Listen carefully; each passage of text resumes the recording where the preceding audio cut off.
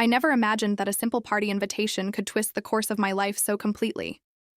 My nephew Karan had messaged me 2 weeks ago asking if I would attend his birthday celebration. It was to be held at a private farmhouse nestled near the edge of the jungle, remote, quiet, and far from the chaos of city life. Normally, I would have declined. I wasn't in the mood for parties, not after the end of a draining 7-year relationship. But there was something in his tone, genuine warmth, maybe even concern, that made me say yes. Karan was 23, a confident young man with a quiet intensity and charm that reminded me of his late father, my brother. We'd always shared a special bond, something more than just blood. I had practically helped raise him when his mother moved abroad. He had grown up in my presence, calling me Dee with affection, turning to me for advice, often confiding more in me than anyone else. When I arrived at the farmhouse, the scent of wet leaves and the low rustling of trees greeted me. It was evening. Warm lights flickered under a canopy of stars, and laughter echoed across the lawn. A handful of his close friends lounged near a bonfire, drinks in hand, music floating gently in the background. Karan greeted me with an affectionate hug and a bright smile, guiding me toward the fire. "You look beautiful, Dee," he said, half joking, half sincere. I smiled back, brushing off the compliment as I always did, though somewhere deep inside, it landed. The hours passed in ease. Karan stayed close, refilling my glass, laughing at my dry jokes, listening to every word like I was the only person in the world. His friends eventually drifted indoors, leaving the two of us under the stars. He handed me a blanket and sat across from me, elbows on his knees, eyes fixed on the flames. "You've been through a lot lately," he said softly. "I can see it in your eyes. You deserve to feel happy again." I looked at him, surprised by the depth in his voice. It wasn't the careless tone of a young man teasing his aunt. It was something else, gentler, more grounded. And in that moment, surrounded by darkness and firelight, something shifted. I didn't know what it was, only that it made me feel seen. And after months of being invisible to the world, that feeling was intoxicating. But even as warmth settled in my chest, a part of me pulled back. This was my nephew. This was family. "I'm just tired, Karan, that's all," I said, standing up and wrapping the blanket tighter around my shoulders. He didn't protest. He only nodded, offering a quiet smile as I made my way to the guest room, unaware that a boundary had already begun to blur. And that blur, so faint, so subtle, was where the real story began. The farmhouse had quieted. Crickets chirped in the distance, and the bonfire had burned down to glowing embers. I couldn't sleep. Something about the way Karan had looked at me earlier kept replaying in my mind. Not just the concern, but the attention. It wasn't unfamiliar, but it felt out of place. I wandered out of the guest room and found him still outside, seated alone beneath the stars with a blanket around his shoulders. He looked up, almost expecting me. "You couldn't sleep either?" he asked. I shook my head. Too many thoughts. "Come, sit. Let's talk like old times," he said, patting the seat beside him on the wooden bench. I hesitated, but only for a moment. The air was cool and scented with jasmine. There was a strange comfort in his presence, a rare, quiet kind of understanding I hadn't felt in years. We sat shoulder to shoulder, wrapped in our own blankets, sipping warm ginger tea he had made, in the kitchen. He spoke gently, asking about my past, about the breakup, about what it felt like to be forgotten by someone I had loved so deeply. I answered cautiously at first, but as minutes turned into hours, words began spilling. I told him everything. Not just about the pain, but the loneliness, the sense that I was vanishing in my own life. "You were never invisible to me," he said. "Not when I was a child, and not now. I've always admired you." His words settled between us like an unexpected truth. I turned to look at him, and for the first time, I noticed how much he had grown. He wasn't the boy I used to pack lunches for. He was a man, strong, calm, and observant. His hand brushed mine briefly, and I didn't move away.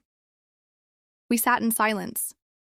Then, from his phone, soft instrumental music began to play. He stood and held out a hand.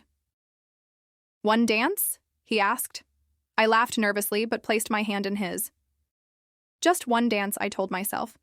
Just a harmless, silly memory to hold on to. We moved slowly on the dewy grass, the distance between us shrinking with each step. My breath caught when his hand lingered too long on my waist, when his gaze dipped too low. The music swelled, and for a heartbeat, I forgot where I was. Then I pulled away. "I should go inside," I whispered. He didn't stop me, but I could feel his eyes follow me as I left. My heart pounded, not from fear, but from confusion. Was it affection I felt? Guilt? I wasn't sure. All I knew was that something had shifted again, deeper this time, harder to ignore. I shut the door behind me, locked it, and sat on the edge of the bed. This wasn't just a dance, and this wasn't just a party anymore. The sun had barely risen when I opened my eyes. The room was quiet, the jungle beyond the windows cast in golden mist. For a moment, I felt at peace, until I reached for my phone on the nightstand and found it missing. A chill crept through me. I checked the blanket, under the pillows, even the floor. Nothing. I remembered locking the door, certain of it. My bag was zipped, but something felt off. My journal, which I always tucked in the front pocket, was open. Its pages bent. A pen tucked inside, a different one from what I had packed. Panic tightened in my chest. I flung the door open and stormed through the house until I found Karan in the kitchen, humming to himself as he stirred eggs. "Did you come into my room last night?" I asked, my voice sharp. He looked up slowly, as if the question barely surprised him. "Your door was open. I thought I heard you call for water, but I must have been mistaken. My phone is gone, and my journal." I paused, my voice catching. "You went through it." He smiled faintly, setting down the spatula. I was curious. "You never open up. I wanted to understand you better." "You read my journal to understand me?" I asked, heart pounding now, part fury, part disbelief. He reached into his pocket and handed me my phone. "I only took a few pictures. You looked peaceful while sleeping.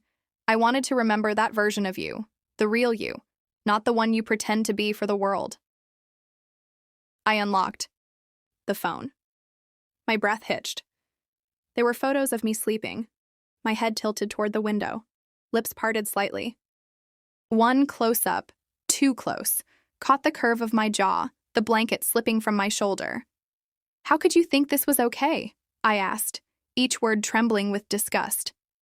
"This isn't admiration, Karan. This is a violation." He looked down, unashamed. "I just thought we had a moment last night. You didn't pull away right away." I stepped back, shaken. "You're my nephew. You crossed a line, one I never thought I'd have to draw so sharply." His face hardened then, not in anger, but in some twisted form of disappointment. "I thought you'd understand. I thought you'd see me." "I did," I said, voice barely above a whisper. "And that was my mistake."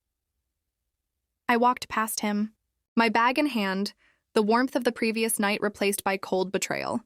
Outside, the morning light was blinding, and the jungle that once felt magical now loomed like a warning. Somewhere between trust and loneliness, I had let my guard down. And Karan had stepped into that gap, not as family, but as something else. Entirely.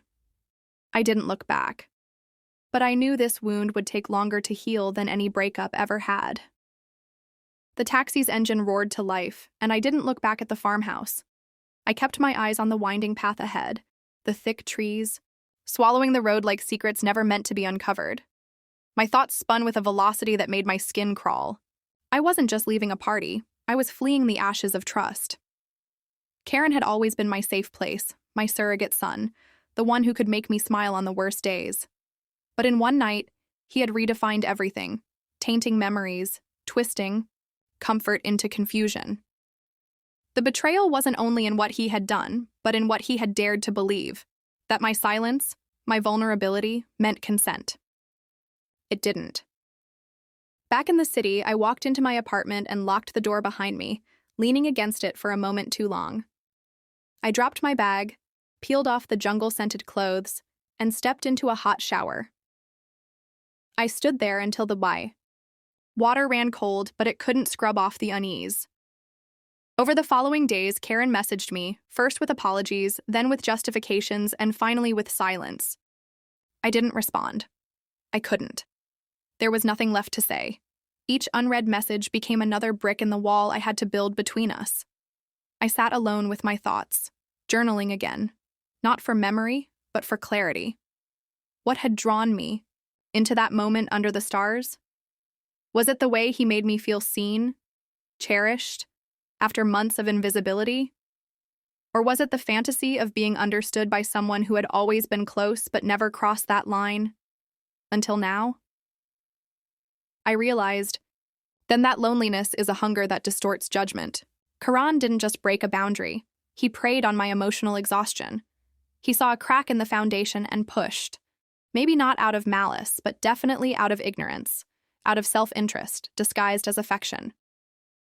Still, I couldn't hate him. I pitied him more. He had mistaken intimacy for love, admiration for permission. Weeks passed, and I found myself changing routines. New cafes, new books, fewer social gatherings. I needed distance, not just from him, but from who I had been, in his presence. I needed to rebuild the version of me that didn't second-guess her instincts. One morning I got a letter. No name, no return address. I didn't need one. I read the first few lines and stopped. It was an apology, handwritten, thoughtful. Too late. I folded it, tucked it between the pages of my journal, and placed the journal in a drawer I no longer opened often. Some fires, once burned, leave marks that no rain can erase. But I was done standing in the smoke. And this was my first breath of clean air.